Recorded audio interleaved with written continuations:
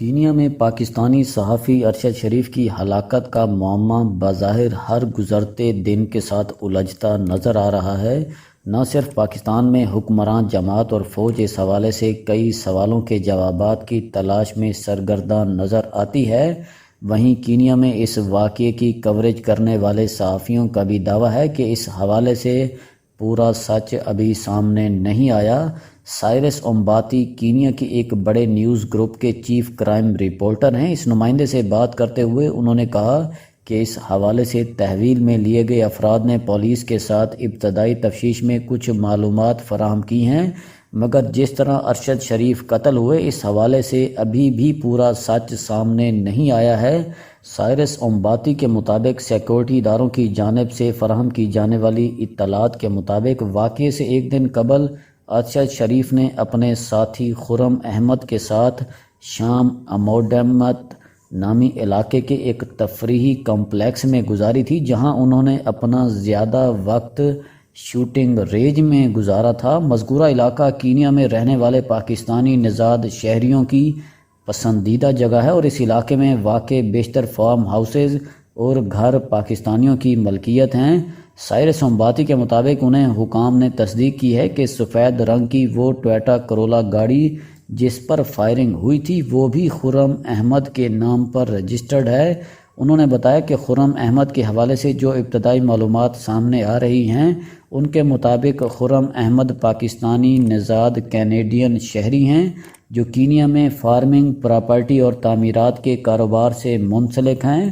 Cyrus امباتی کے مطابق حکام نے یہ بھی بتایا کہ ارشد شریف لگ بھگ گزشتہ 2 ماہ سے کینیا کے علاقے ویسٹ لینڈ میں رہائش پذیر تھے، جہاں پر ان کی میزبانی خرم احمد کا خاندان کر رہا تھا۔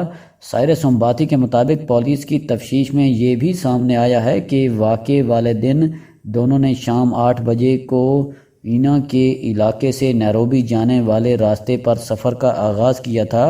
ان کے مطابق یہ بھی پتہ چلا ہے کہ جب فائرنگ کا واقعہ پیش آ رہا تھا عین اس وقت خرم احمد نے ٹونگا کے علاقے میں رہائش پذیر ایک پاکستانی شہری کو فون کال کی تھی۔ کینیا میں حکام کا کہنا ہے کہ تفتیشی حکام نے اس پاکستانی شہری سے بھی پوچھ گچھ کی ہے جنہیں خرم احمد نے کال کی تھی۔ سائرس امباتی کا کہنا ہے کہ وہ پاکستانی شہری کون ہیں اس بارے میں زیادہ معلومات دستیاب نہیں ہو سکی ہیں۔ پولیس بھی یہ نہیں بتا رہی ہے کہ خرم احمد کی اس شہری سے کیا بات ہوئی تھی۔ سائرس امباتی اور کینیا کے ذرائع ابلاغ کے مطابق اپنے ابتدائی بیان میں خرم احمد نے پولیس کو بتایا ہے کہ ارشد شریف ان کے پاس گزشتہ 2 ماہ سے سیاحتی ویزے پر مقیم تھے۔ انہوں نے ابتدائی بیان میں یہ دعویٰ بھی کیا کہ ارشد شریف اور ان کے درمیان کچھ کاروباری تعلقات بھی تھے۔ یاد رہے کہ خرم احمد کو کینیا میں ایک بااثر سرمایہ کار سمجھا جاتا ہے۔ ارشد شریف کی سٹوری کور کرنے والے ایک اور صحافی والیا یلجود کیبی کے مطابق خرم احمد نے پولیس کو بتایا ہے کہ ارشد کینیا میں رک کر متحدہ عرب امارات کا ویزا دوبارہ حاصل کرنے کی کوشش کر رہے تھے اور اس کے لیے انہوں نے پروسیس بھی شروع کر رکھا تھا۔ ایلیود کیبی کے مطابق پولیس نے ابتدائی تفتیش کے بعد یہ دعویٰ بھی کیا کہ ارشد شریف کا خرم احمد کے ساتھ تعلق صرف دوستانہ ہی نہیں تھا بلکہ یہ کاروباری تعلق بھی تھا اور ارشد شریف نے خرم احمد کے ساتھ مل کر پراپرٹی میں سرمایہ کاری بھی کر رکھی تھی۔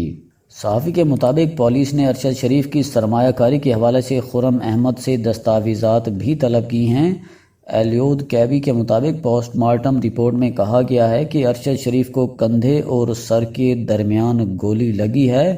صحافی سائرس امباتی کے مطابق پوسٹ مارٹم کی رپورٹ سامنے آنے کے بعد صحافتی حلقوں میں یہ بات بھی کی جا رہی ہے کہ پولیس کا مبینہ طور پر گاڑی روکنا مقصد ہی نہیں تھا، کیونکہ اگر گاڑی روکنا مقصود ہوتا تو ڈرائیور کی طرف نشانہ لیا جاتا۔ انہوں نے کہا کہ اس معاملے کو لے کر کینیا کی پولیس اور حکومت دونوں اس وقت دباؤ کا شکار ہیں۔ یاد رہے کہ کینیا کے ساتھ ساتھ پاکستان میں بھی اس واقعے کے حوالے سے مختلف سوالات پوچھے جا رہے ہیں۔ گزشتہ روز ایک پریس کانفرنس سے خطاب کرتے ہوئے DGISI لیفٹیننٹ جنرل ندیم انجم نے کہا تھا کہ ہم اس واقعے پر کینیا کے سرکاری موقف سے مطمئن نہیں۔ میں نے اس سلسلے میں کینیا میں اپنے ہم منصب سے رابطہ کیا ہے۔ اس موقع پر DGISPR major general Babar Iftikhar کا کہنا تھا کہ یہ جاننا بھی ضروری ہے کہ متحدہ عرب امارات میں ارشد شریف کے رہنے کا بندوبست کس نے کیا، کس نے ان کو کہا کہ ان کی جان کینیا میں محفوظ ہے اور پاکستان میں ان کو خطرہ ہے، کس نے ان کو کہا کہ صرف کینیا ویزا فری ملک ہے، ان کی کینیا میں میزبانی کون کر رہا تھا، ان کا ارشد سے کیا تعلق تھا، کیا وہ ان کو پہلے سے جانتے تھے۔ مزید سوالات اٹھاتے ہوئے DGISPR کا کہنا تھا کہ ارشد شریف کی وفات ایک دور افتادہ علاقے میں ہوئی تو ان کی وفات کی خبر پہلے کس کو ملی، کیا یہ واقعی حادثاتی ہلاکت تھی یا ٹارگٹ کلنگ؟ انہوں نے کہا کہ ہم نے حکومت سے درخواست کی ہے کہ بین الاقوامی فورم چاہے UN کے ماہرین کی ضرورت ہو تو ان کو اس ہلاکت کی تفتیش میں شامل کرنا چاہیے۔ سلمان اقبال صاحب کو پاکستان لایا جائے اور شامل تفتیش کیا جائے۔ انہوں نے کہا کہ سوشل میڈیا پر الزامات کا رخ فوج کی جانب کر دیا گیا، اس سے کون فائدہ اٹھا رہا ہے؟ میں نے اب تک کی تفصیلات سامنے رکھ دی ہیں، آپ کا فرض ہے کہ ان کی تہہ تک پہنچیں۔ جب تک انکوائری رپورٹ سامنے نہیں آتی الزام تراشی نہیں ہونی چاہیے۔